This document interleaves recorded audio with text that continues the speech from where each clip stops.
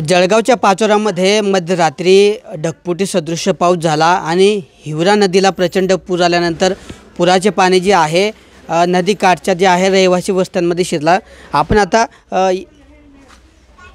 पाचोऱ्याच्या कृष्णापुरी परिसरामध्ये आहोत आणि या ठिकाणचं नागसेन नगर असेल, बैरम नगर असेल किंवा मुसा नगर असेल, अशा वेगवेगळ्या वस्त्यांमध्ये जे आहे या ठिकाणी पाणी शिरलं आणि पाणी शिरल्यामुळे घराचं मोठं नुकसान झालेलं आहे। मी तुम्हाला या ठिकाणी दाखवू शकतो की ज्यावेळी पूर आला, पुराचे पाणी इथपर्यंत होतं, हे पाण्याचं या ठिकाणी आपल्याला दिसतं पाहायला मिळतं आहे। त्यावरून आपल्याला अंदाज येतो की केवढं पाणी असेल। आणि आपण जर या ठिकाणी या घरामध्ये जर बघितलं तर घरामध्ये घराचं जे आहे होत्याचं नव्हतं चित्र झाल्याचं पाहायला मिळतं आहे। मातीचं हे घर आहे, मात्र कमरे एवढं पाणी या घरामध्ये शिरल्यामुळे घराचं पूर्ण होत्याचं नव्हतं झालेलं आहे। संसारोपयोगी साहित्य असेल किंवा इतर सर्व गोष्टींचं या ठिकाणी नुकसान झाल्याचं चित्र पाहायला मिळतं आहे। आणि मोठ्या प्रमाणावर चिखल असेल किंवा या ठिकाणी वेगवेगळ्या गोष्टींचं नुकसान झालेलं आहे। मध्यरात्री या ठिकाणी पूर आल्यानंतर परिसरातील जे नागरिक आहे त्या नागरिकांनी या ठिकाणी या घरामध्ये जी वृद्ध महिला राहते तिला सुरक्षितपणे या ठिकाणी हलवलं। त्यानंतर काही वस्तू देखील या ठिकाणी सुरक्षित स्थळी हलवल्या। आपण या ठिकाणी जी वृद्ध महिला राहते तिच्याशी बोलण्याचा प्रयत्न करणार आहोत। काय झालं नेमकं? दादा हम घर को थी, मैं दवाखाने में जाया थी तो रात को पानी आया तो सब मेरा घर बह गया। मेरा सामान पूरा बह गया दादा, मेरा कोई नहीं है करने वाला। क्या क्या था घर में?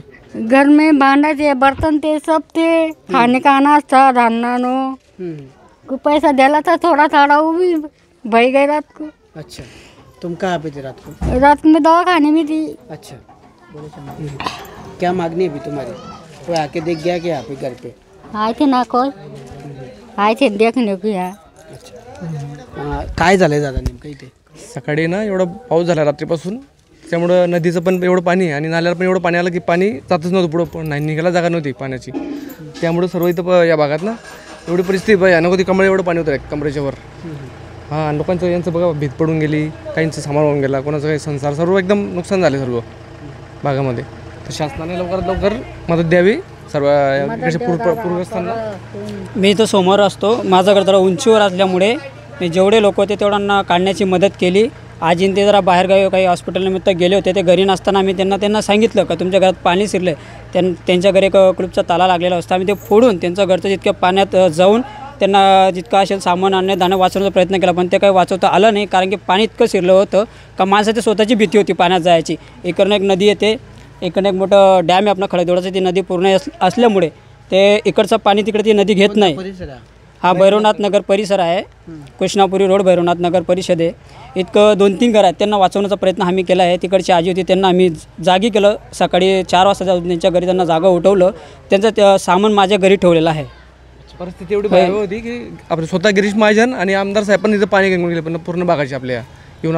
अशा परिस्थितीने मध्यरात्री जो आहे या ठिकाणी पुराचा प्रचंड हाहाकार पाहायला मिळाला। तब्बल कमरे एवढं पाणी या परिसरामध्ये शिरलं आणि या परिसरातले जे सतर्क तरुण आहेत त्यांनी प्रसंगावधान राखत या ठिकाणी घरांमध्ये जाऊन पाण्यामध्ये पुराच्या पाण्यामध्ये जीवाची पर्वा न करता जाऊन काही नागरिकांना सुरक्षित स्थळी हलवलं, तर काही ठिकाणचं सामान देखील या ठिकाणी त्यांनी आपापल्या घरी जाऊन ठेवलेलं आहे।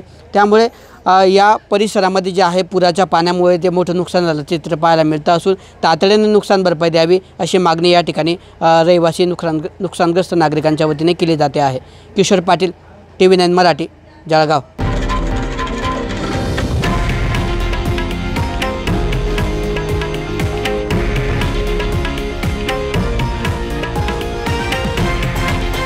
हे आहे देशातील नंबर 1 न्यूज नेटवर्क आणि आपण पाहत आहात TV9 मराठी, एकमेव।